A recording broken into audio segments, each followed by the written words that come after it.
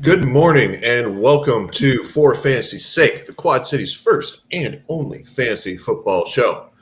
I am your confused host, Doug, because DJ was singing Miley Cyrus right before we started the countdown, so now I'm traumatized.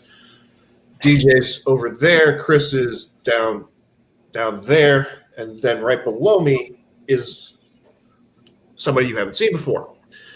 That young man is Michael Sicoli. He is one of our staff writers. We are very happy to have him on board this week so we can have some rational talk. Hey. He's two monumental achievements. He's won the first hire in For Fantasy's Sake history, even though we don't really pay him, but we pay him in college credit and experience, okay? And secondly, he's the first ever person to appear on For Fantasy's Sake not from the Quad Cities. I'm just happy to be here. You know, I've done a little van show with my college friends, but it's a lot more fun to be doing it around the country, you know. It's awesome. Yeah, there's like 7 people from the Quad Cities that are going to see you and your Juju Smith-Schuster shirt. Hey, you never know. That could be his big break. Who knows? That's better than DJ's drapes that have Chiefs on them and Doug and I's paraphernalia that usually is Bears, but now he just went with Star Wars Porg merchandise. It was a Father's Day present, 1, and 2, the Bears don't play until tomorrow, so I don't wear the Bears gear until the actual day they play. Yeah, the Chiefs are on the bye. The Chiefs are on the bye this week, Chris. And I had to put Chiefs drapes up because you had more Chiefs stuff than I did behind you, so I had to one up you. Yeah, you're right. Joe Montana on the Chiefs was a crowning achievement for everyone involved. I mean, they did have the greatest quarterback of all time on their roster. Mm-hmm. Yeah, Patrick Mahomes. Oh, I thought Doug was referring to Elvis Gerbach. I was. All right, now that this show has gone completely usually the way that it does, DJ, why don't you talk about your DFS sign up? Oh, this week again, we have a DFS contest. You beat the dealer, so if you beat all of the For Fantasy's Sake members in the DFS contest, you win an entry into our end of the season raffle. Last week, nobody got an entry because beginner's luck, Mr. Steele, who is under me, underwear, he actually finished in first place. So nobody beat For Fantasy's Sake last week, so nobody got any entries. So, but we did double or nothing this week. Double or nothing? What? You should do double or nothing this week. All right, double or nothing. If you beat Chris Steele, anybody who beats Chris Steele, so that means you have to enter Chris. Anybody who beats Chris Steele gets an entry. Anybody who beats all of the For Fantasy's Sake people get an entry. So, Chris, please do a lineup and don't finish 20th. I did a lineup this week, and I don't feel confident about it at all. Last week, I felt really good, and then it was like, no, I don't know. But Doug wants me to slot in Randy Moss so we can get some more entries in here, and that's going to happen. The answer is always Randy Moss.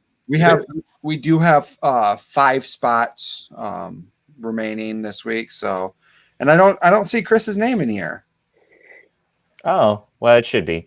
It'll be there by the end of the day. All right, it better be because we just promised everybody who beats you an entry, and if you don't enter, that means everybody beats you. Oh, I didn't know that's how it worked, DJ. You mean when the cars go around like the circles in like the racing, the one that stays at the finish line can't just be all like winner when they come back around? You're sure that's not the way it works? Winner, chicken dinner. Yeah, I'm nearly positive that means that's what that means, Chris. Oh, okay. All right, so we had a 1-week wonder last week. CMC decided to show up, spank DJ's Chiefs, and now he's gone again. So what's up with that?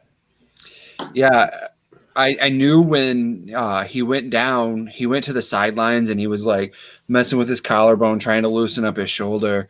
And I texted one of my buddies who owns him in a league, and I said, that doesn't look good. Like, that looks like collarbone or dislocation or something like that. And he ended up coming back in for a play, but he didn't try to make a guy miss. He immediately went out of bounds, and then they had to try and kick a 68-yard field goal. And so he just after the injury, he didn't look like himself. I don't think he was ready to get hit. And I know that the Panthers said this morning or the last couple of days that he could be back next week. But the way that it looked like something a little more serious than a week-to-week injury. Did they actually say what it was? I don't know. They just classified it as a shoulder, I believe.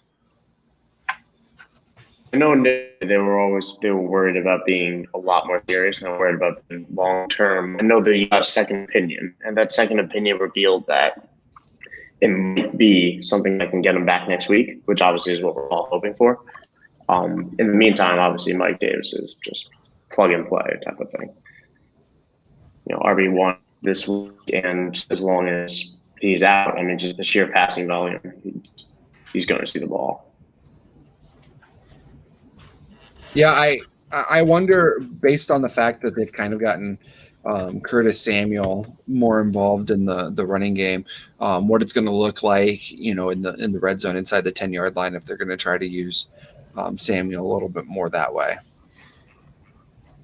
I think it's just that ghost action. You want there to be that little bit of hesitation to kind of clear a little bit of daylight, because Mike Davis does well anticipating where his blocks are going to be.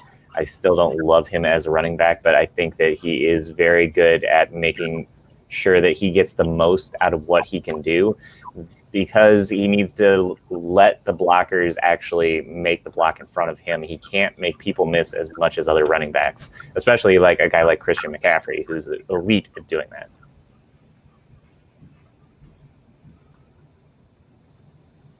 Okay.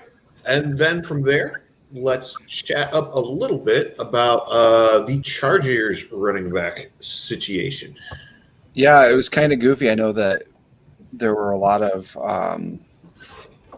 not nice words. I won't say swear words, but there were some words exchanged in our For Fantasy Sake chat last week about Justin Jackson. There, you really didn't know, and then I thought none of us really knew if he even came in the game. And then, Twitter was saying, oh man, he came in for one play, and I think he was in for another play in the second half.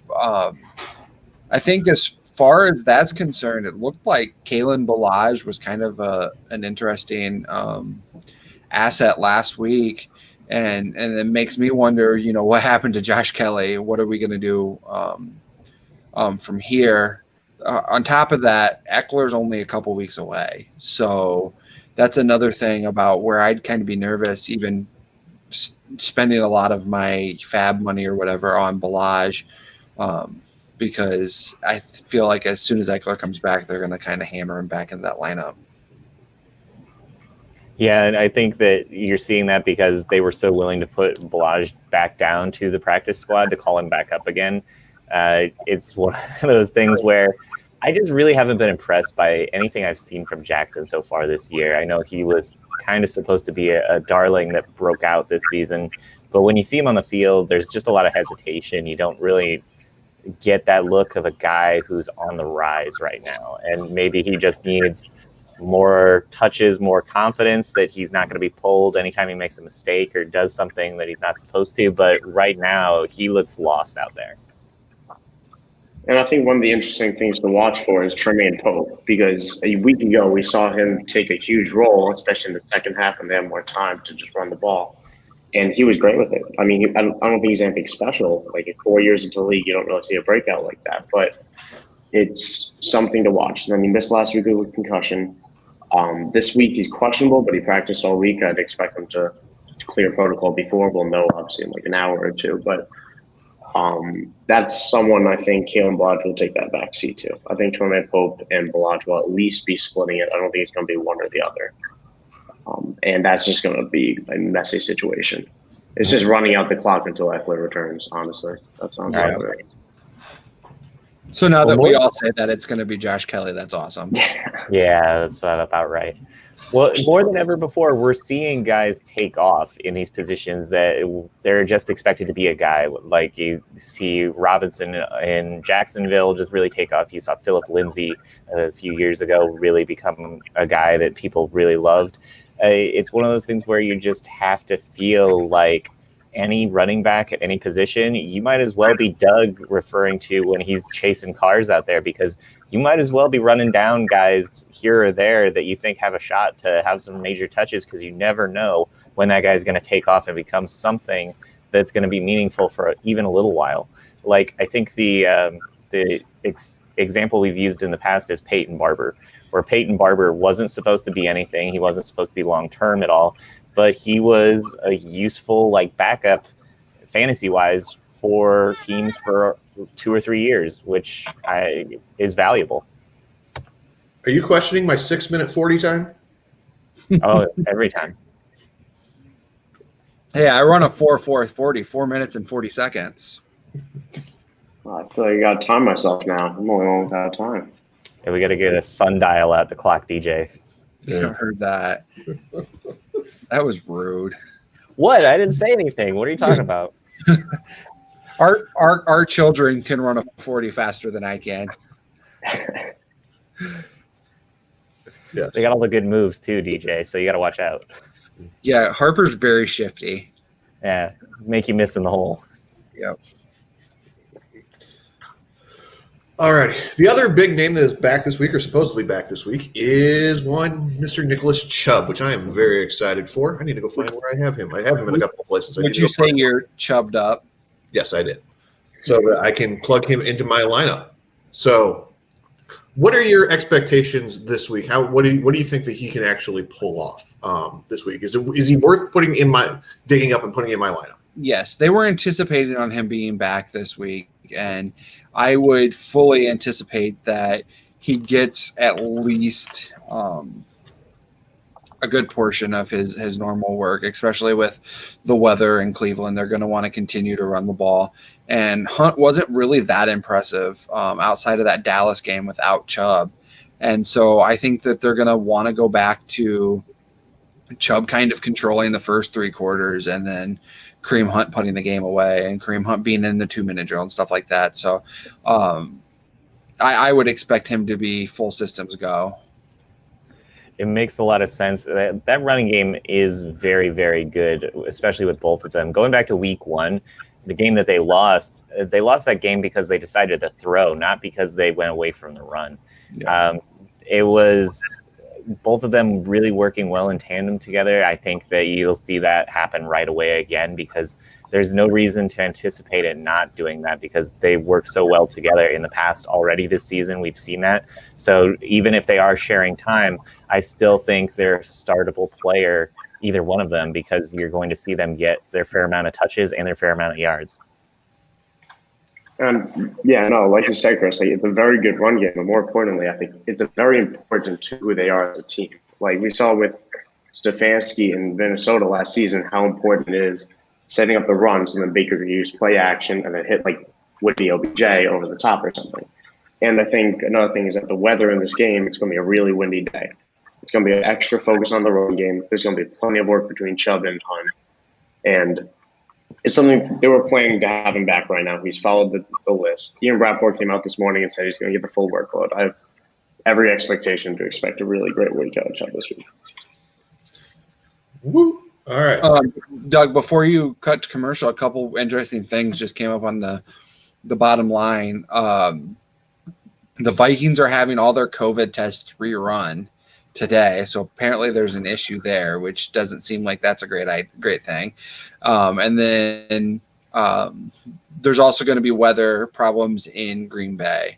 So Green Bay, Jacksonville, obviously still start your studs, but the wind could affect. We don't know anything about Luton's arm, so we don't know if that's gonna affect him. Obviously, Rodgers full systems go with him, but Cleveland and Green Bay, those are interesting weather games to watch out for. Well, Luton's arm looked fine to me last week when he threw that bomb on the first play of the game. Yeah, it wasn't 40-mile-per-hour winds. Yeah. Well, and Devontae Adams is the highest daily fantasy wide receiver out there right now. So if you bought into him early, maybe start rearranging some things, because your money might be spent better elsewhere. And I was tossing Keelan Cole out as a nice little sleeper option this week in my article. I'm gonna rescind that if we're going to see 30 to 40 mile per hour winds. Yeah. Right. All righty. So that will take us to our first commercial break. On the other side of this, we'll talk a little start sit, maybe a little DFS. Since we have our DFS expert along for the ride, probably worth chatting about that. And then we'll get into it. Sunday is still the best day at Kavanaugh's Hilltop Bar and Grill. While your favorite jamokes aren't on the deck talking fantasy football, they are still one of the best places in the Quad Cities for your football viewing pleasures. Their back deck is ready for late season football. The sides are up and the heat is on to protect you from Mother Nature, where you can enjoy your Bears, Packers, and any of your favorite out-of-market teams on the 10-foot screen once they can start hosting folks again. If outside isn't your thing, and it's not mine, you can head into their remodeled inside bar area once they reopen and watch the NFL Sunday Ticket on their numerous screens and play their adult video games. I hear they have the loosest slots in the Quad Cities. That's Kavanaugh's Hilltop Bar and Grill, 1228 30th Street in Rock Island, the non-bubble home of For Fantasy's Sake. They are doing food and pickup. I saw that on their Facebook posts. So please make sure that if you are jonesing for a burger, to give the good folks over at Kavanaugh's a jingle and pick up some yummy food this weekend. We are no longer a PG show, but we are still saying frick at For Fantasy's Sake. Frick's Tap, that is. If the Davenport side is more your style for your football watching pleasure, head to Frick's Tap, 1402 West 3rd Street, where they have 20 beers on tap. Beer isn't your scene? That's okay. They have $3 Eucalypts during all of the Sunday football games. Frick's has the NFL Sunday Ticket on all of their 13 TV screens, so don't fret if your team is playing on the West Coast this week. So for Frick's sakes, head to Frick's Tap today. All righty. So tight end is a desert wasteland this week. So what are we doing without the two big boys? Sticking your head between your legs and kissing your ass goodbye. No. I know that there's probably – this would have been a good week for Linda to include tight ends in her streaming article, because I think you're streaming tight end unless you own like Waller, Andrews, Hawkinson, Fant. I think Hooper's a good start.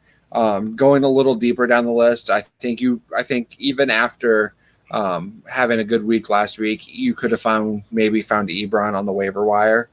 Dallas Goedert in his third game back from injury. I think he's a solid choice. Bumping down though, Logan Thomas, if he was floating around, maybe Jordan Akins, Irv Smith.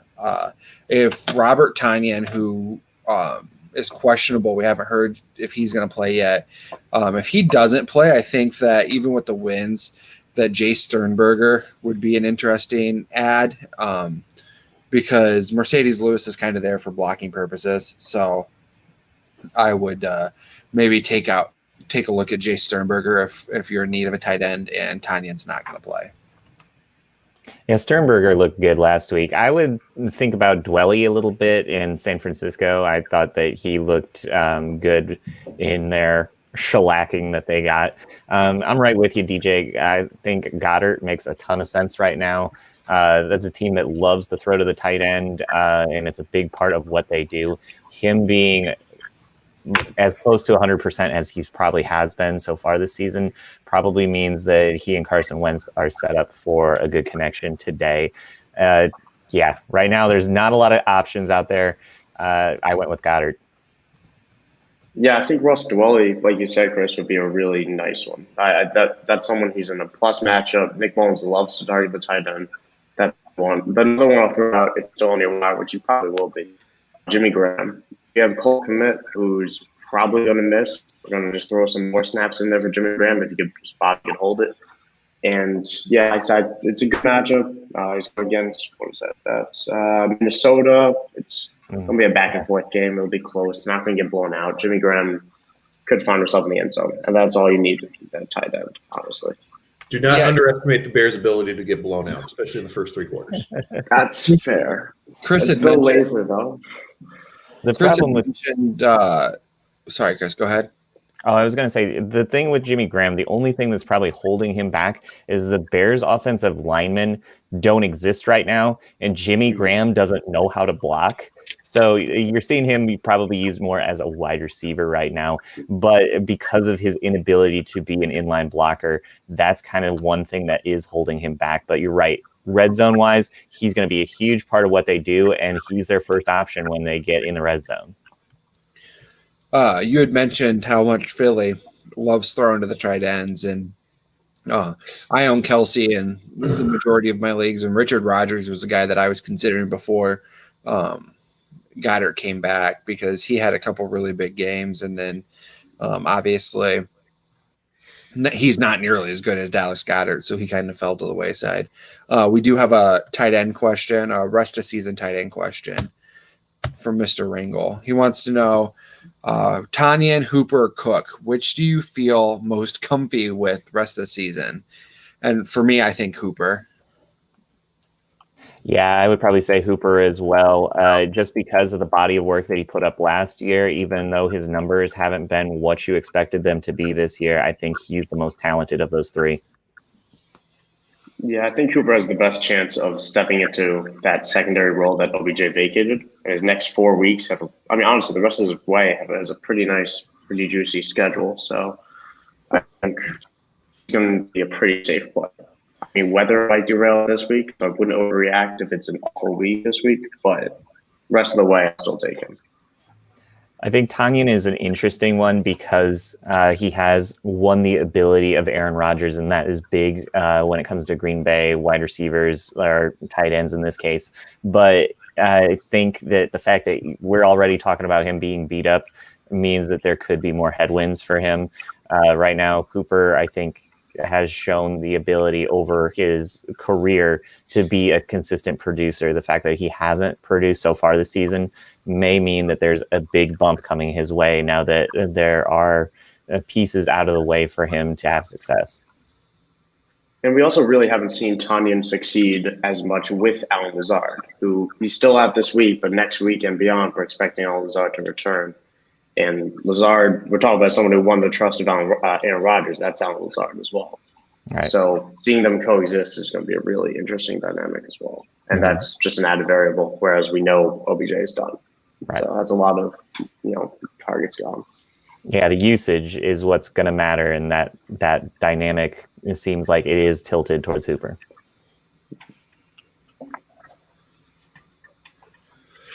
All right, so moving on. Rest of season, would you rather have Travis Fulgham or Jalen Reagor? I think Fulgham has kind of shown without Reagor in that he's a good go-to for Wentz, but I think once that things kind of get rolling, and you get Zach Ertz back here in a couple of weeks, I think that Reagor is going to be a good guy to have in the postseason. I think Reagor long term you want to have. I think right now Fulgham's a better player to have for this season.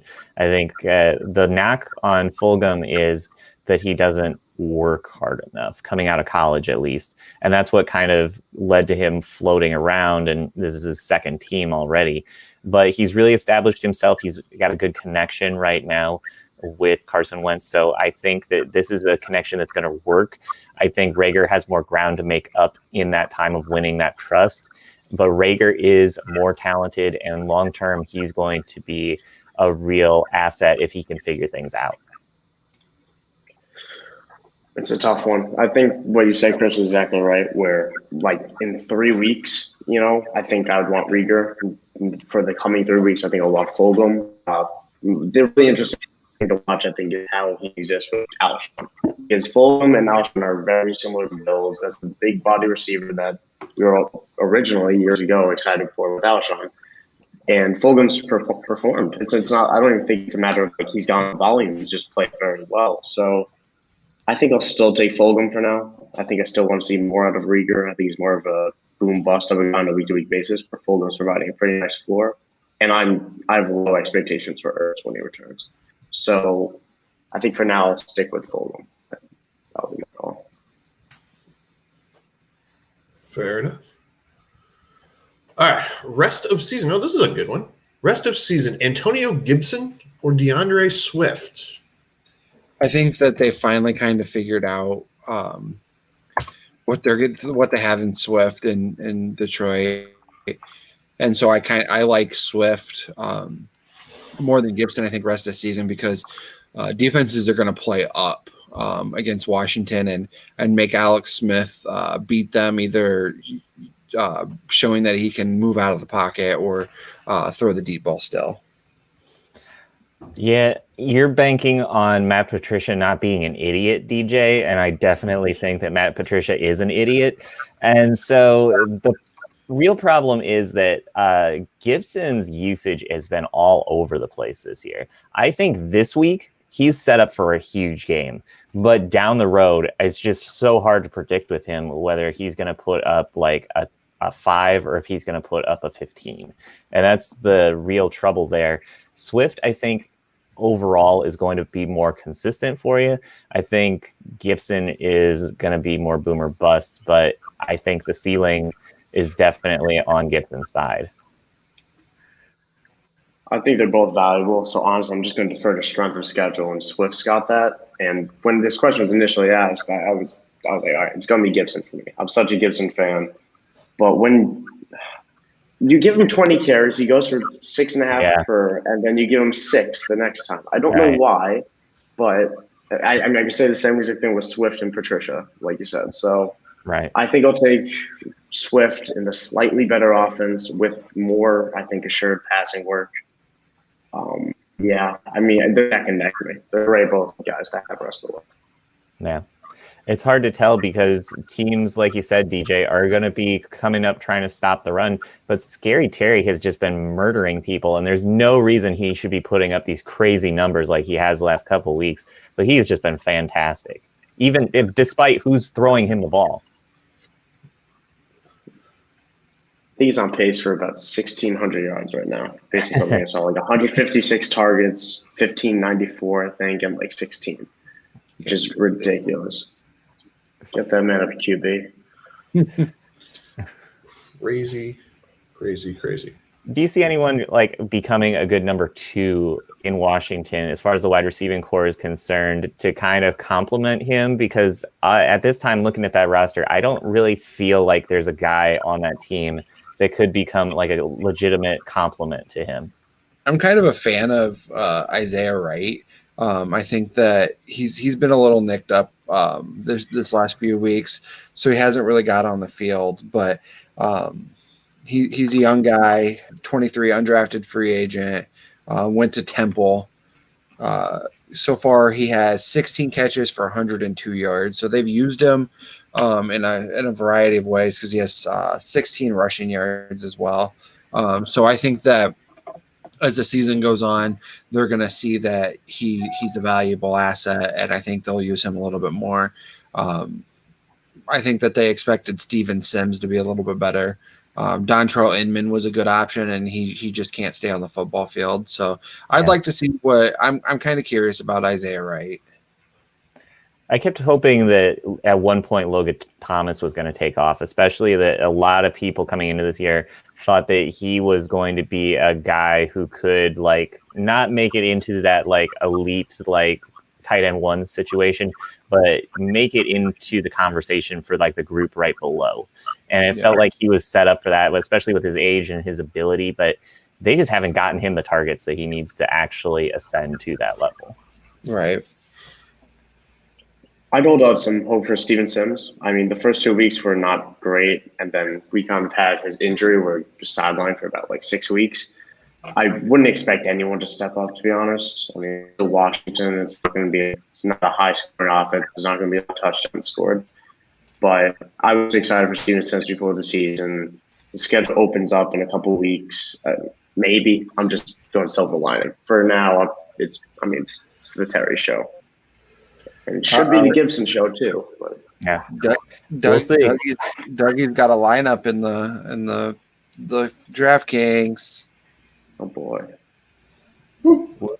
See, we know how Doug's been spending his time. Thanks, Doug. But the question is, how did Doug spend his money? Oh, we'll see. If it's anything like me, he spent it poorly. Chris, you won last week. Yeah. Well, I'm talking about this week, DJ. But you're not in yet. I should be. I put it in from out in the woods. That's why it took a while to get here. It has to travel back in, just like I did, where I didn't think I was going to be here this week, so I had to travel back. My lineup didn't beat me back. I'm sorry. Maybe you should have put it in the trunk. Oh, you're probably right. Oof. It's too bad because I thought it was going to pop right up on my phone, and instead I popped up questions about the Egg McMuffin, which I had yesterday too. So Interesting. I had an egg. Always go McGriddle over McMuffin. really, Yeah, but the McMuffin's 2 for $4. I just McGriddle's a got. superior product. I just found out that they don't do breakfast all day anymore, and they haven't done this for almost a year. And this was not known to me. I yell at my daughter, who is a manager at McDonald's, for this all the time. Chris, you live 3 blocks from the McDonald's.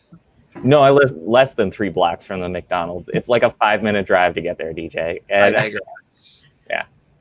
All right, so that'll take us to the end of this segment. On the other side, we will continue to make fun of DJ and his rankings. We have more people to make fun of this week, so we're going to have to move through a little quickly this week, Mr. Jarvis. Okay. Can you handle that? I can handle that. Okay. Excellent, Bob. All right, so where am I at? Here we go. Located in the Belgian neighborhood of 7th Street in Moline, Clint's Drafthouse Pizza and Grill is home to some of the Quad City's best food and drink specials. On Sundays, there's no better place to be. Clint's is serving up 75-cent wings and $4 Bloody Marys all day. And your favorite team playing in those out-of-market games? You'll never miss a second of the action on one of their 10 screens with NFL Sunday Ticket. And after you've had your wing and bloody fix, finish your football watching experience off with one of their famous Quad City-style pizzas. And folks, they know pizza. They've been spinning QC-style pies in the last 22 years. So make Clint's part of your Sunday football routine. Clint's Drafthouse Pizza and Grill, 7th Street in Moline. Who doesn't need a solid handcuff on their fantasy squad? Grab a bite to eat at Clint's Drafthouse while watching the noon games, then head over across the Moline Rock Island border to the corner tap for some libations during the 3 o'clock games. Every Sunday is fun day at the corner with $3 Tall Boys, Bloody Marys, Jack Daniels, and $2 PBR drafts. Head into the corner tap, 4018 14th Avenue, Rock Island, and get into the end zone. Rock River Fitness, located at 3416 Blackhawk Road in Rock Island, offers a wide variety of classes starting as low as just $8 per class and just $10 for specialty classes. With classes that include different yoga, Zumba, cardio, fusion, and strength training, Rock River Fitness has a little something for everyone and at a crazy affordable rate. Find them on Facebook, the MindBody app, or visit their website, rockriverfitness.com, and start planning on your next fitness class. Rock River Fitness, where fitness is fun. But before we start, I'm waiting for Chris to come back so he can see this banner. Yeah. Okay. Well, while we're waiting for Christopher, I have an important question for Mr. Sicoli. Have you ever had a Quad City style pizza? I've never been to the Quad City, so I haven't. No. Okay. I got my New York style. Yeah, no, you got to have Quad. Hey, Chris, do you see the banner? I don't believe it. This is all lies. You're not going to fool me like that, Doug. Sicoli, I after the show, we'll discuss. We will find a place to get Quad City style pizza in your area, okay? I'm all for it. I'm such a pizza guy. All right. I'll definitely do it. Or we'll use for fantasy sake money to send you a Quad City Styles pizza. I'm there for that. All the way to the fucking, oh my God, coast to coast? This is the treatment I get. Thank you. You have to share it with Try Brian. to do it. Yeah, you have to share it with Brendan. I quit. All right, boys, let's talk a little Week 10 rankings. So if you have a question about a guy, just stop me and say, hey, Deej, why are you an idiot? Hey, Deej, why are you an idiot? Okay. That's a given, DJ. Come on. I actually like this list a lot. Just looking down the top 7, I think this is very fair. It makes a lot of sense. I don't think DJ did it then because it does make a lot of sense. So, yeah, I don't really have a ton of problems with this. I'm still going to be harping on you about Tua, DJ, because I already am a believer here. Hold on. Two is on the next page. Oh, you better be 13. Lucky 13. Come on, DJ. He's not. Uh, He's 19. Baker? No. Baker at 13? No, you're drunk. Baker didn't have to practice for 2 weeks. Come on. Exactly. Houston's defense not good, but I did do my rankings before I knew that it was going to be Wingust, and I would knock him down a bit.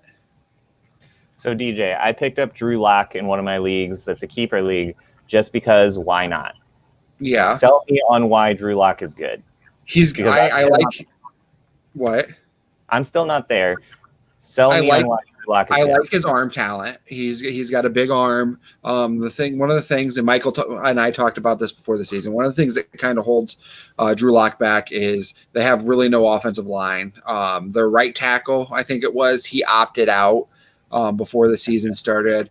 Garrett Bowles, their left tackle, is a turnstile. I think I could get in the way of pass rushers a little bit better, but there's a lot of weapons around him between Judy. Sutton obviously is hurt. I'm a big fan of KJ Hamler. They're too deep at tight end. They have Noah Fant, and then they have this other guy from Missouri who played with Locke in college that he really likes. I'm not going to try to pronounce his name, but it's Albert, and it starts with an O. And he'd be an interesting look in your dynasty, Chris, because he's out for the rest of the year, so you can maybe pick him up and toss him on your IR. That's a good idea. So, I mean, there's a lot of talent. The defenses in his division aren't that great. So I think that he's a nice fantasy option long-term in like dynasty leagues. So if you're looking for a superstar complement, we know Judy has talent. We know some of these other guys around Locke have talent. You're just assuming that Locke is going to take off at some point and go from being this quarterback with more swag than talent to just talent. Yeah, I think that it's one of those situations where his situations, I won't say too good to fail, but I think that they give him another year with a healthy Sutton, because Sutton got hurt early on and he was just really gimpy before his season ended up ending. So I'd like to see with a full complement of offensive linemen and a full complement of weapons what he's able to do before, because Denver is short triggered on giving quarterbacks time. So I think that they give him another year just to see what they have, but I don't think he's wasting a roster spot in your dynasty league. What do you think, Michael? I completely agree. I mean, like Deej said, we were talking about before the season, and they lost Connor McGovern free agency. Then their right tackle opted out. Garrett Bowles is terrible, and I was just really worried. And then, I mean, week one wasn't terrible, but then it's something you see with young quarterbacks. They focus on that big body receiver. His connection with Sutton was really impressive. That was something that, like, I was talking with someone last week.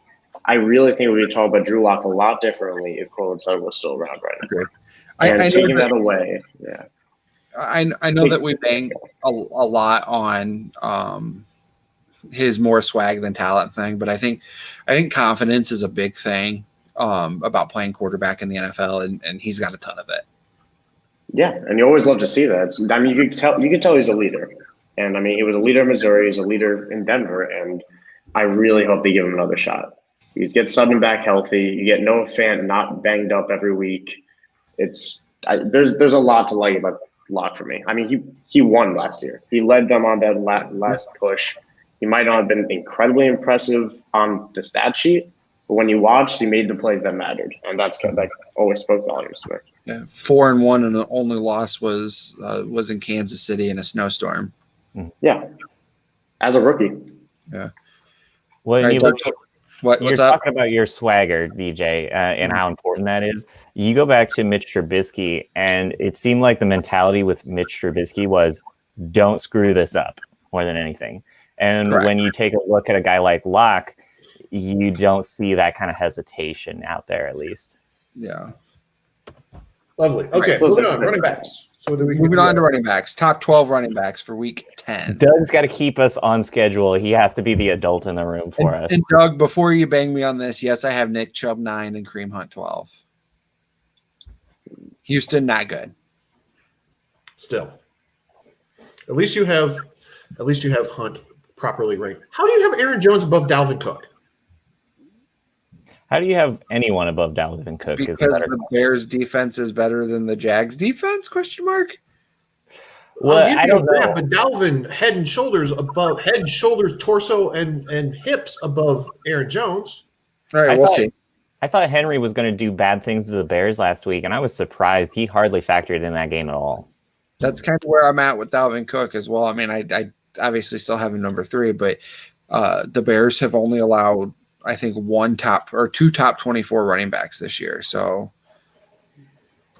I mean, obviously that number is going to become 3. There's no chance that Dalvin Cook finishes outside the top 24. But looking back to the last time the Bears and the Vikings met, and the Bears just clobbered them, a lot of that was on Nick Kwiatkowski really doing a great job on Dalvin Cook. Can Danny Trevathan do that? I know Doug and I were really hard on Trevathan going into last week, and he looked a lot better. For whatever reason, he was a factor in that game last week against the Titans. So, I don't know how you feel about that, Doug, but I feel a little better about where he's at. Yeah, slightly. The ringing endorsement of Doug. Yes.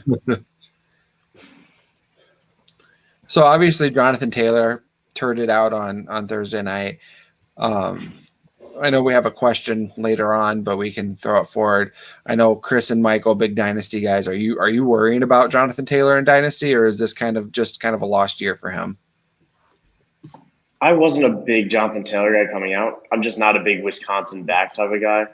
I am one of the biggest haters of Melvin Gordon out there that you will find. But I mean, the landing spot was great. The Colts, it got me back on board. Where he's succeeding in Wisconsin behind a great offensive line. He goes to the Colts with a great offensive line. So I was kind of buying back in, but the usage is puzzling. And I think it's going to come out after the season where you have one of those OBJ type of things. Actually, I was playing injured the entire year. And I think that's what we're going to end up seeing. For now, you just can't trust him at all, honestly, right. Especially without getting any work in the passing game. It felt like early on, it was just okay, once they get him all figured out in the run fits and how he sets up for the blocks, then he's going to be ready to take off. But every other week, it's the effect I was talking about with DJ and Doug last week. It's the Toy Story effect. Every time you stop looking at their backup running back, he explodes for a 2 touchdowns receiving week and goes crazy. So write that down, DJ. Yes, I will write that down, Chris. Doug and I were talking about during the week because I just could not remember who it was. I couldn't remember it either. And he's on my team, too. That's the worst part. Hines. Every time you look to Hines to be in your lineup, he's nowhere to be found. Every time he's on your bench, he's running around in the background stealing things. So I actually played against Hines in one of my dynasty leagues. Just one of those garbage teams that all of a sudden now he's got a 30-point game out of Naeem Hines. So all right, carrying on to the next 12. So Jordan had asked where Cordero Patterson is. I think Ryan Nall gets a little bit more usage tomorrow night. So I like Nall better than I like Patterson. I don't feel good. I just couldn't with the Bears game anymore. I heard Nall did very well for himself with his limited touches, but there's a reason that he's back and forth between special teams and the practice squad, and it's because he's not a thing. Let's not go. I don't know who it was in our chat. Maybe Cordero Patterson just plays special teams like he's supposed to. Yeah, I said that. Yeah, because Matt Nagy not calling. Sorry. No, you're 100% right. You should take a victory lap on that because the Bears haven't figured that out yet. I think I'm not going to take a victory lap on it because I think fantasy Twitter was about that. Yeah. Oh my God, just get them all. All right, carrying on to top 10 wide receivers, or top 12. A.J. Brown really got shut down by Indy, which was kind of a surprise. I expect Michael Thomas to find his way into the top 12. I know Doug will say this again if he's looking. Cooper Kupp and Robert Woods both checking in the top 12, as are DK and Tyler Lockett. I kind of expect – I'm not sure what the over in that game is, but you should probably hammer the over because neither team is great defensively, and both offenses are pretty loaded. Mm-hmm. Yeah, the only one that I saw there that kind of hit me is Michael Thomas, and I want to see it be Michael Thomas again before I'm just like Michael Thomas right back to his place among the top 10. But you're not starting him, right? I'm on the fence about it. And I know Robinson is questionable for tomorrow night, but I can't really see it in a situation where he doesn't play. Mm-hmm. Yeah, I'll be shocked. All right, we'll hurry through these. I know Doug wants to get to commercial. Doug hates me. Doug's just doing. I will ask you here. Doug's going to call me out on this one too. But Michael, as the resident Steelers fan, what do we do here at wide receiver in Pittsburgh? You line them all up. I mean, honestly, this week in practice, the Bengals, between COVID and injuries, they were down 4 of their cornerbacks. You know who was lining up at cornerback this week? I don't know if you guys heard the story. John Ross was playing cornerback this week, and then he got hurt. Oh, so and he hurt his foot. So the Bengals have no one. The Steelers are – the wind is something to watch, but I'm lining up everybody. There's no reason for me not to. And DJ, you got T. Higgins at 24. I'm sold on T. Higgins. I think he's going to be a star to superstar. This guy is fantastic. Every time I see him on the field, he's dynamic and he's making huge plays. That connection with Burrow already seems like it's there.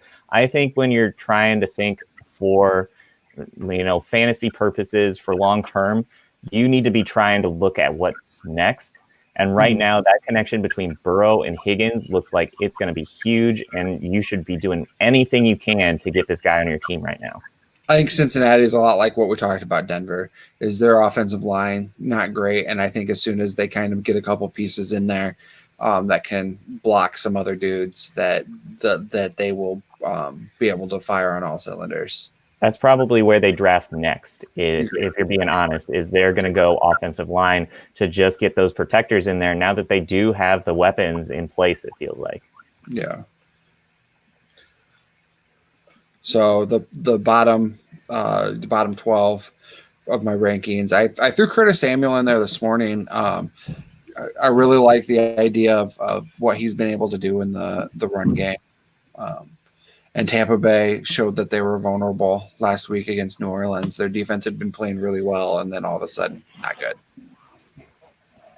Are you sold on Ayuk being there, considering the fact that that offense looks like a mess right now?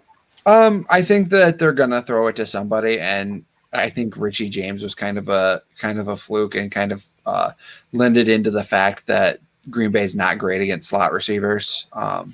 So I think as long as Debo's out, Ayuk is kind of that guy. Good.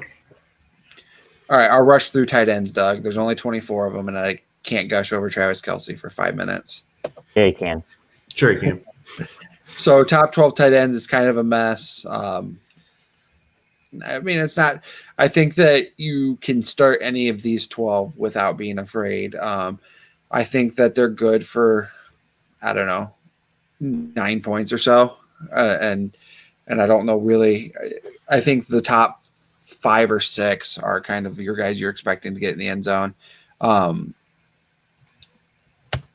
Michael, I can you tell the folks about the bet with Bonnie? Just quickly synopsis. I'm never sure which side everybody's on. Yeah, so we had a little bet with one of our staff friends, Bonnie. So we had a little talk. I'm not sure right now if it was top 10 or top 12, but I think it was top 12, whether Gronk will be a tight end 1 this season. And I was saying he won't be. Arians doesn't use the tight end. She was saying it's Tom Brady's system. It doesn't want Arians say. It doesn't matter what Arians does. It's first half of the season, I felt great. Second half of the season, I'm sure she's feeling great. So I think he's right on the borderline right now. I think he's tight end 13. All right, to wrap up with, these are the guys you're finding on the waiver wire if you own Travis Kelce, George Kittle, whatever, need a guy in. So I used Big Bob as our nice little blown-up guy because Irv Smith is out this week. Irv Smith is out? Yes, that was announced yesterday. Huh? That was announced yesterday. Well, I do my rankings on Wednesdays, Doug. You said you added somebody this morning, so that is a factually incorrect statement. Well, to be fair, shut up. To be fair, shut up. Go to commercial, Doug. I hate you. All right. So that will take us to the end of this lovely segment. On the other side, we will talk a little Bears, a little Packers. Actually, mostly Packers this week. We'll see if we can give them some love. I already ran off DJ. This is great. Okay.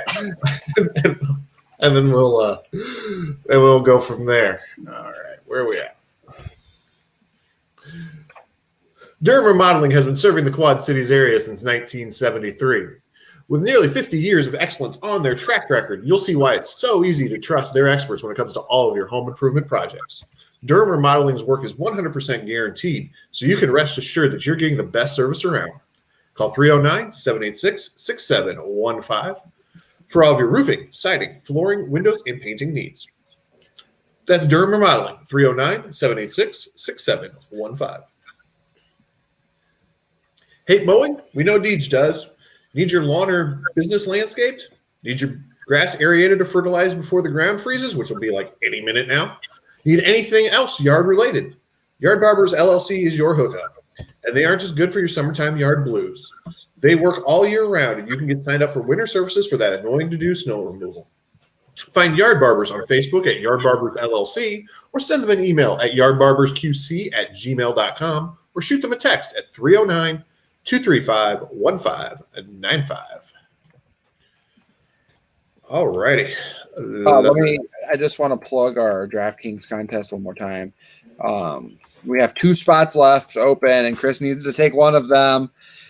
So follow the link on our Facebook and or Twitter page and get into the thing. I think from just a look, we have 4 staffers. I don't know. Is FF Mad Dog's not one of our guys, is it? That's me and Kerfuffle. That he used you in a kerfuffle? A kerfuffle, yeah. I went incognito because of how bad I did last week. Okay, so we have 5 staff writers in there, so plenty of chances to beat us down. And I'm not very good at the DraftKings. So did anybody happen to spot who finished last in our contest last week? Was it DJ? It was not. I finished 11th, Chris, only 10 spots behind you. Of staff writers, you finished first. Dan finished 5th. I finished 11th. Drew finished 18th. Michael finished 21st. Doug finished 24th. And former staff DFS expert Nathan Joyce brought up the rear. It's the one eye thing. I think he pushed the wrong button. Bad depth perception. iPhone's newest product, the eyeball. I digress. We did this last week. No more. We did. We can't just rain on these good bits, DJ. If this was Family Guy, we'd have a flashback to last week. DJ's yelling at me that I have to sign up because he promised everybody if they just beat me that they'd get entered into this raffle. So he's a little scared here, I think. Yeah, I'm scared that if you don't, and you need to finish at least top 10, Chris, or I'm gonna be upset. And if you don't finish top 10, I'm starting David Montgomery, DJ. He's got a concussion. I don't know about you that. You start David Montgomery, Irv Smith, Odell Beckham Jr., Christian McCaffrey. I'm in. All of those are good names. I like it. All right. So the Packers, they've got themselves a nice little gift today in a hapless Jacksonville team. What's happening? Oh, Lord. All right. So they have the second easiest strength of schedule remaining for the season. Of course, the Packers fans will be all like, yeah, you got to pay on the schedule, whatever. Oh, yeah. Justin was all about it this week. So, what is going to be the fantasy impact on their big three going forward, having all of this cake to eat going forward? I think, obviously, you already expect them to all be top 10 guys going forward. And like we said with this week, they're supposed to be bad weather in Green Bay, but I don't think that affects their big three. The only thing I think would really worry me is they do play in Green Bay, so you are likely to get these bad weather games. But unless we get gale force winds, I think we're good to go, and I think that they should all finish, near the top in their ranking, their individual rankings for the season. Who's Gail? I was going to ask that question. Okay. No, I think everybody's a full go. I really like the way that they're playing right now. Devontae Adams is on another planet. I think the wind will slow him down a little bit here. This was a team that I think needed to see Aaron Jones get going again. And while he didn't put up great numbers, I think you saw enough to feel like you're comfortable with him going forward. So here's my question. As I'm looking at their remaining schedule, and while the teams haven't been particularly successful, they do play the Bears twice, the Eagles once, the Lions once. The defenses that they play the rest of the year, not bad. They get the Colts next week, then the Bears the week after that, then their week 16 and what would be fantasy championship week. They play the Titans. So is there any worry for you guys against those defenses? Because Rodgers has historically kind of disappeared against good defenses. I wouldn't worry about that. Yeah, I mean, I wouldn't really put too much thought into it. Down the line, we'll see how well Allen Lazard steps back into that role. That would only like him. I think maybe you can talk to Jamal Williams as a possible deep flex against some of these bad teams that they'll be winning against in potential bad weather games. That could be something for Jamal Williams, but other than that, I think it's Aaron Rodgers. These high scoring, I think inside of that, we stream down the line. We'll see how it goes. I think what you've seen under the Packers so far during this coaching run has been they win the games they're supposed to, and then they have weird games where they just get blown out for no apparent reason. So I don't think you can really anticipate that. So I would just assume they're going to be fine going forward. I wouldn't really try to anticipate something that's so rare that you talk yourself out of doing something that's easy and makes sense.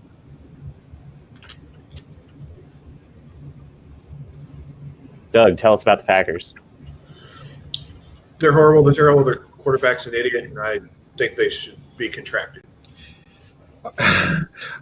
So I will ask the two Bears fans, how do you feel about the Bears now that Mr. Nagy will not be calling plays? I'm taking a wait and see. I want to see what Bill Lazor does. I've not been impressed with Lazor. I have not been impressed with him in the past. So it's not like this is a huge upgrade, but we'll see what he brings to the table. Maybe he's figured it out. Maybe 6 times the charm. Is a freaking Lazor. We, as Bears fans, you expect the worst. And there's no how many different coaches were brought in this year to make the offense better? Outside of the start of the season where they were able to run the ball very well because they had all 5 offensive linemen together for 2 or 3 games. And Tariq Cohen. Yeah, and Tariq Cohen. This run game has been a disaster, up and down. What you expected David Montgomery to do, and been too hard on David Montgomery. I saw a stat this week that said he was number 2 in the league on making people miss, around the line of scrimmage. And it just, the minute he gets the ball, he's having to fight off guys. And I think that's a part of just David Montgomery not being quick enough to quite make things happen. But also, that's on the coaching staff and the play calling. If the run game works, I'm sold on Lazor. If it is another disastrous run game, I'm just thinking we're going to have to go fish here. Chris, all right, so we've got 5 wins in the books. What do you expect the Bears' record to be at the end of the season? No idea at this point. It's so hard to project. I think they do probably beat the Vikings twice. I think they'll be in the hunt for that 7th playoff spot, but I think they're going to miss it. Will they get the 8th playoff spot then? Will they get who? 8th? Oh, God. Oh. Will they make the playoffs? When they expand next year? There's only 7 this year, right? Okay. Is there? I don't know. Oh, there's They're 7. expanding they're expanding if I think they lose another week. If we lose another week of football and like meaningful games, they're going to make it 8 and just screw the Steelers out of the seed. But whatever. I'm over it. It's fine. Yes, Mr. Undefeated Team. Yes, we're well aware. Hey, the Eagles have a better chance of making the playoffs than the Steelers do, which is one of the silliest things. I don't want to send that. I want that explained to me. The Steelers have the easiest schedule in the NFL, so. Whoa. Probably, but the Packers have a pretty easy one too. We knocked off the Ravens. We knocked off the Ravens. We knocked off the Titans. We beat the Cowboys barely. Yeah, present to me. We'll talk about this at a later date. You already lost that argument last week. Go back and watch Short Yardage and For Fantasy Sake from a few weeks ago. None of the teams are good for the Chiefs. Fair. No, I know that. Yeah. This is tryouts for who gets to hand them the trophy in the AFC Championships. Yes. All right. So, surprisingly, that takes us to the end of this segment. On the other side, we will chat in actives and see where we go from there. See if there's anybody. We're gonna see if it's true that the Alshon Jeffrey will actually play. We know he's active. Nope. We're going to see how that goes. All right. I think he died like 2 years ago, Doug, and they're just doing like a weekend at Bernie's where they keep him on the roster. At every They're going to tie him to Jalen Reagor or something. Yeah, I think so. DJ, you've got the same time in on these different breaks, and I'm very confused. All right, here we go. Football season is just underway, and if you spend Sundays watching football anywhere but Vance Pizza Pub and Grill, you've been doing it wrong. Vance Pizza Pub and Grill, 3333 North Harrison Street in Davenport, is the best place to catch all of your favorite games, and there is still time to make it part of your Sunday routine. Start off your meal with their famous McGuire original nachos or bready nuggets, then ask about one of their original QC-style pizzas. Or be your own quarterback and call an audible and create your own. The Vance crew will be sure your play call hits pay dirt every time.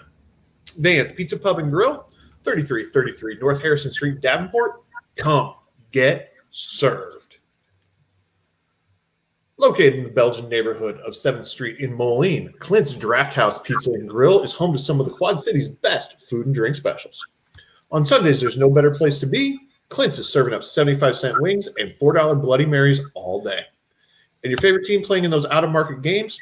You'll never miss a second of the action on one of their 10 screens with NFL Sunday Ticket. And after you've had your wing and bloody fix, finish your football watching experience off with one of their famous Quad City-style pizzas. And folks, they know pizza. They've been spinning QC-style pies for the last 22 years, which is longer than Michael's been alive. So make Clint's part of your Sunday football routine. Clint's Drafthouse Pizza and Grill, 7th Street in Moline. All right, Christopher, who's up and down? All right, so I'm actually gonna cover this. Steve has got me covered. So the Panthers, obviously, as we know, no Christian McCaffrey. Interesting in Green Bay, they're going to be without their top 2 corners. No Jair Alexander, no Kevin King. So if Jake Luton can throw through the gale force winds, he's going to have some open wide receivers. For the Texans, nothing big. Isaiah Coulter, Kiki QT, both out. Jags, again, will be without Gardner Minshew, and LaVisca Chenault also down for the Jags. So find your guy for Michael. It was Keelan Cole. I'm liking Chris Conley this week as the second to Mr. DJ Chark to do. Chris wrote here that the Giants are without Dante Pettis. I did not catch that the Giants Even signed Dante Pettis? So Doug's going to be going out and getting him in every league he's in. The Eagles have activated Alshon Jeffrey. That's the big news. But in his place, healthy scratch for wide receiver JJ Arcega-Whiteside. The Bucs are going to be without guard Ali Marpet and running back Keyshawn Vaughn. And Washington football team will be without wide receiver Robert Foster, wide receiver Dontrell Inman, and another quarterback who got his leg amputated. Not really, but Kyle Allen, which was a nasty, nasty hit. We just want to remind you, this is a short slate of noon games. I think there's only 5, so the majority of the games will be played in the 325, 305. For Michael, the 405. That just seems really late for football. It's going to be played in those time slots. So if there's any big inactives that we don't already know about, we'll try to get on our Facebook page. With no Chiefs playing today, my wife's probably going to make me, be a good husband and good dad and do stuff today instead of watch football. So we might miss something. But go ahead, and about an hour and a half before game time is when injury reports come out. So check NFL.com, check Twitter if there's any surprise inactives, so you can get your guys out of your lineup. Just think about Alshon Jeffrey and the fact that he won't play. But he's gonna play, Chris. He's active. I don't believe it. Quick, we'll round table this. Over under fantasy points today for Alshon Jeffrey. Chris? Oh, if he's playing, he's going to score more than 10 points. But they may just have somebody like dressed up as like Alshon Jeffrey playing for him. So I don't believe it's actually him. Michael? All right. I'd say like 6 to 8. I mean, I don't know if Bradbury's going to follow him or Fulgham, but whoever he's on has done really. He's been out of control right now. Right. He's really well. So, Weekend at Bernie's style? Are you guys even old enough to know Weekend at Bernie's? Yes. Doug, we all know that. I made that joke earlier. Did you? Okay, good. Yeah, you were looking at your That's probably phone. where I got it from. I got to show off my Party at Napoli shirt because Chris is making fun of it. DJ's Party in the USA shirt is what it really is. Do not make him start singing Miley Cyrus again, or I will. Get him, Doug. All right, Get him. The butterfly fly away. Not in my headlight. You think not having Jair Alexander affects the Packers? Doug completely laughed. You killed Doug's spirit, DJ. I did kill Doug's spirit. Yes and no. I think that the wind's gonna do a good job of playing corner for the Packers this week. I really have no clue what Luton's arm strength is, so I'm kind of curious about that. I would temper my expectations on like Chark, Keelan Cole, Chris Conley. I think that we see a heavy dose of James Robinson and Chris Thompson. So, yeah, I mean, John Alexander has been, I'd say, the best cornerback in football this year. So taking that away obviously helps DJ Chark a lot. But if the wind's going to be out of control, I don't expect Jake Luton to overcome that. Yeah. So I'd still be trying to find options elsewhere.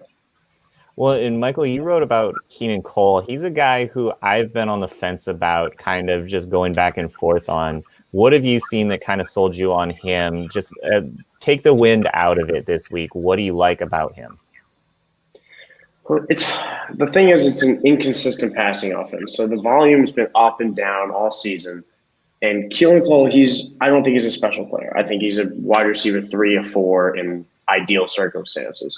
But if DJ Chark's going to be dealing with that next best corner in the wind, I'm thinking maybe Keelan Cole could step up in a game that I think Jaguars will be behind.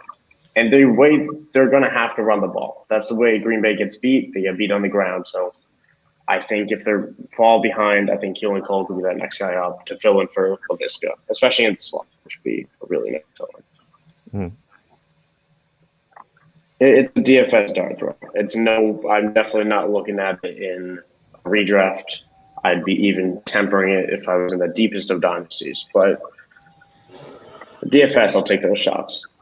Yeah, he's been back and forth on my roster on fantasy just because I don't really know how to feel about him. He's putting up decent numbers and then he disappears. So I was actually at one point this weekend had Chris Conley dialed up in my flex option as a flex option in a dynasty league, but I took him out there. Yeah, Chris Conley he's a deep threat. So in this game, he's just going to be running straight all day. Like Keelan Cole is the guy I think will take those short and intermediate routes. I think Laviska's been doing in recent weeks. And that's why I was a little bit more excited about. We got Chark going deep, you got Conley going deep, and you got Keelan Cole on the ins and outs and slants. Yeah. Well, as a Chark owner, what do you kind of think about what you've seen from him coming back off of this injury? Because it looked like it wasn't going to be anything spectacular, and then last week he blows up again. So is he back to DJ Chark, or is he going to be inconsistent? I was curious about the same thing, but the fact that he caught that long pass, I think he had it was like a 76-yard touchdown, so one catch, 76 yards, but he ended up having 6 catches otherwise for 76 yards, so that's still a 13.6 point game. So I would expect with Luton that he's going to look Chark's way a little bit more often than Minshew was, but I wouldn't expect him to be much better than maybe a flex option the rest of the way. He's just limited by the quarterback play. I mean, Minshew played really well last season, and that helped Chark really break into his own. But, I mean, the schedule opens up after this week. I mean, he goes against Pittsburgh, Minnesota, Cleveland, those easily beatable defenses through the air. I like to say that the Steelers will get gashed through the air. And Chark could be a low-end wide receiver too, but it's just he's held back by quarterback play. Just Jake London, listen, he looked fine last week against Houston. It's going to come back to form, and it's not going to be great. It lowers the floor, it lowers the ceiling. Who's the slot with them being as beat up as they are and Shenault being out? Because usually backup quarterbacks like that relationship because they're open a lot more. The matchup isn't as tough. They might catch him on a linebacker. Who's going to be that slot guy with Shenault out? I expect that to probably Cole or Conley. I'd expect Keelan Cole. Yeah. I mean, normally years past we saw D.D. Westbrook do that. D.D. Westbrook is now gone, and ACL is also torn. I didn't even realize D.D. Westbrook tore his ACL like a month ago, but it's Keelan Cole, I guess, because there's really no one else. I think Chris Conley's too big I think he's too much of a straight line guy. I don't know if he has the cuts that he needs to be in the slot. Gotcha. All right, before we move on, Mr. Michael actually has a question in the chat just for him. Oh, boy. Oh, yes. Oh, Mapletron. Oh my goodness. Okay. Don't give him what he wants, Michael. Don't give it to him. Mapletron is going to be everything Tron implies. All right. Juju's going to walk in the offseason. He's going to make that big step next year. And what he's showing right now is exactly what's going to be indicative of the future. The Bengals are short of 4 of their cornerbacks this week. They tried to play John Ross this week in practice at cornerback, and even he got hurt, as he always does. And that's going to be – I'm lining up with them all. And when you got 3 guys and not the highest powered offense, strong offense, but not like you're not averaging 35 points a game, it's going to lower the floor. Sometimes it's not going to be as weak. But there's no reason not to line them up this week. It's just too good of a matchup. He's too talented a player. And talents like that sometimes just supersede opportunity. Oh. Hi, Doug. Sure. Hi. Yeah. Hey, guys. All right. It is time. We'll call that the end of the segment. Great response, Michael, as always. All right. We are ready to move into the commercial break. Deej, before we move to that, you got trivia this week? Because we want to do a Randy Moss joke. I do have trivia, but it doesn't involve Randy Moss. That's not a requirement. Randy Moss.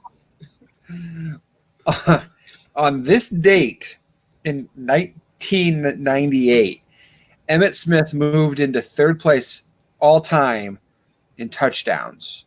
How many touchdowns did he have in his career? Randy Moss. 84 is not the answer. 84. Oh, Chris. All right, so get us back in the comment section after the commercial break. All right. And are you going to play the commercial?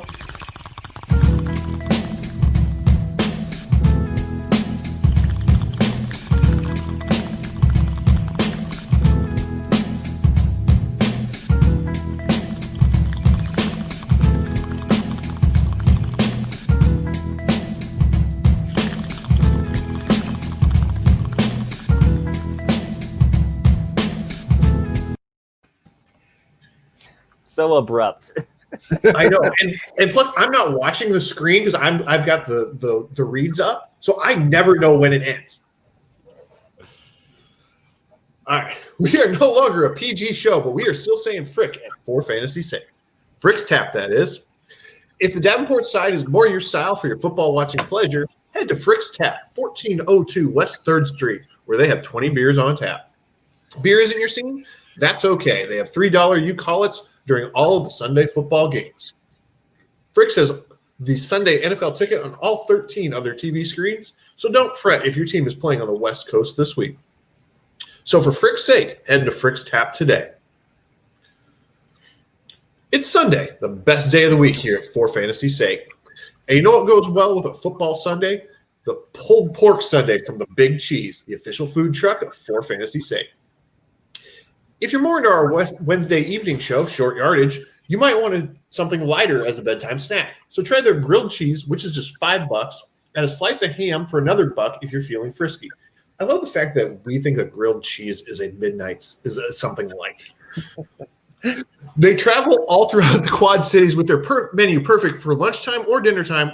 So give them a follow on Facebook to see where they might be next and try their hamburgers, where you can make that a single, a double, a triple for $5, $7, or $9.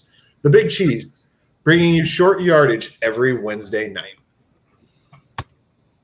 And Jordan Rangel checks in first by a few seconds over Bo Elam, correctly guessing that Emmitt Smith had 175 touchdowns total in his career. 84. Randy Moss. All right. Now we get into El Cuestiones. So first up, from Cousin Bo, he wants to know J.D. McKissick or Alshon Jeffrey? Chris, why don't you field that one first? Alshon Jeffrey doesn't exist. He's not a person that exists on the planet anymore, and he is injured. Did anybody else just catch that Doug and I scratched our head at the same exact time? It was really weird. It's like a mirror image of each other. That's because you knew my Alshon Jeffrey answer was coming, so you're both preparing yourselves for it. I would also go with J.D. McKissick. I like McKissick because he's going to get passes thrown his way. If it's a PPR, you got to feel better about that. You just never know about the usage for Aaron. I'm sorry, completely blanked on his name.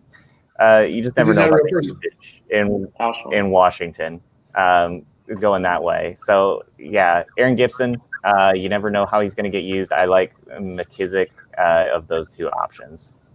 Or Antonio Gibson. Yeah, that's the one. Yeah, we'll see how many snaps Alshon plays in his first game back as well. I mean, I'm keeping my expectations really low for Alshon. That is just, I've been burned before as well. I'll wait and see. That is a wise, prudent course of action. All right, TD heavy. Okay. All right, and TD heavy: Swift, McKinnon, Deontay Johnson, Josh Kelly, or John Brown. Gross. Your face is gross. Yeah. I heard Swift in there. Yes, you did hear Swift. I'm going John Brown. I'll play Swift.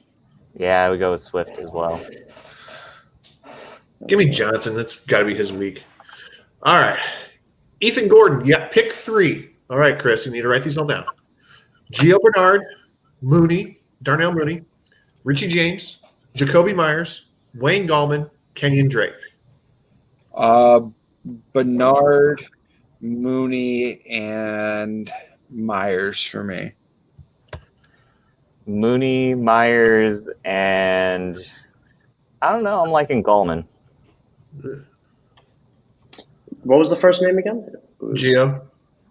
Gio. Okay. Gio Myers. Oh, I won't play Drake. No, give me Gallman. I'll take Gallman. No. All right, and I guess I'll go Gio, Mooney, Myers, I guess. All right, Rob Dominacki wants to know Nelson Aguilar or Cordero Patterson. Oh, Aguilar. God. Aguilar is actually a wide receiver. Yeah, I think your chances of Yeah. him getting the end zone are higher. Jacob Howard wants to know Mike Williams, Brandon Cooks, or Curtis Samuel. Cooks. Cooks. I would say Cooks. I'm just hesitating with the weather a little bit. I'll still take Cooks. I'll still play Cooks. Yeah, I would probably go Cooks, Williams, Samuel in that order. All right, time for the Jordan Wrangle Fest. Here we go. Higbee or Gesicki? Gesicki. I'll go Higbee. Yeah, I'll side with Chris on that. Mooney or Slayton? Slayton. I like Mooney better. He has 0 drops so far this year. Mooney's great, but I'll take Slayton. I'm excited for Mooney when down the line at some point. Yeah, once that offense makes sense. All right, still starting with Chris, which can't be good. Fulgham, Kirk, Higgins, or McKinnon?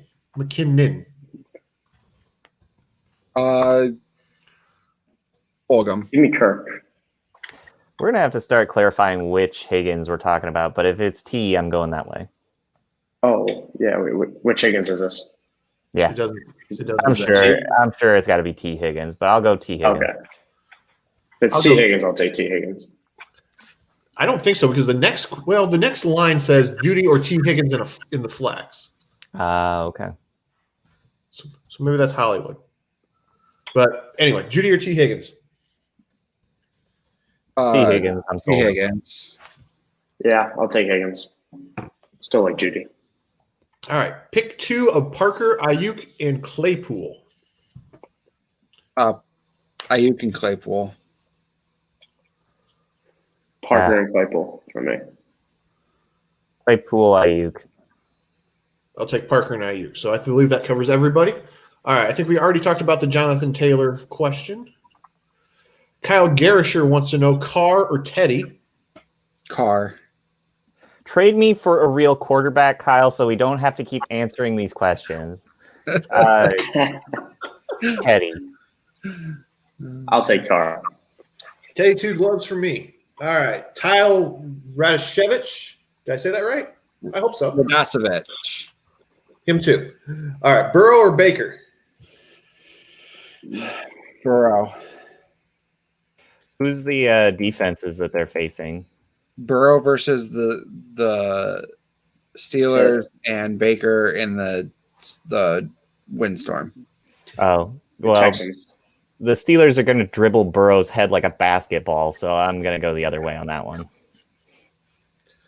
Yeah, I'm gonna just go with neither. But if I had to choose, then I'll go with I'll go with Burrow. I'll bet against my own team. That tends to work sometimes. All right. And now Dustin Garrisher wants to know Allen or Wilson.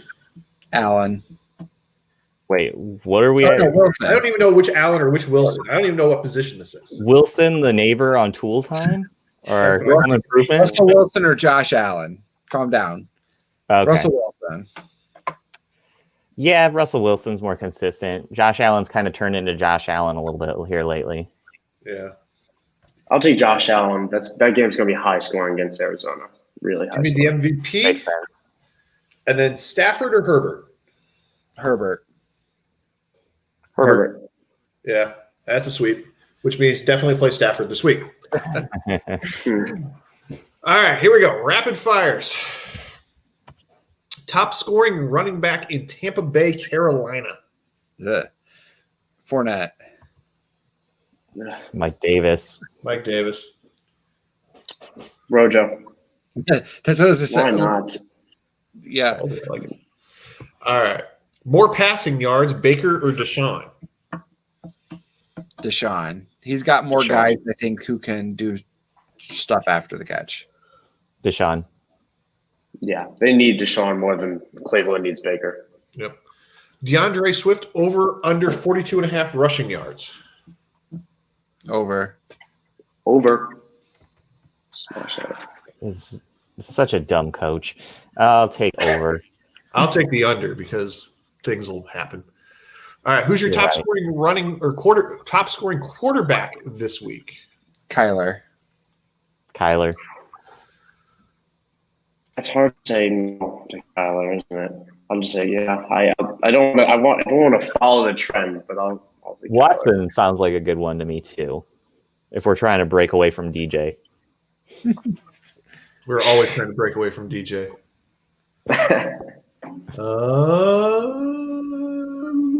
Give me Russell. Give me the MVP. All right, more rushing yards. James Robinson or Aaron Jones? Robinson.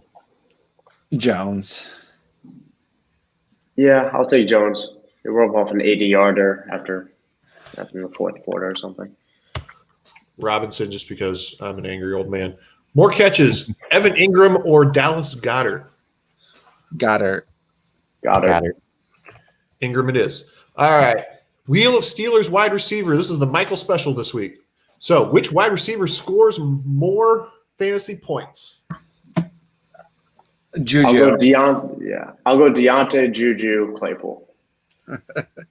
They can all be 10 plus. That order? You're going that order? You're not just picking all three of them? You have to pick one.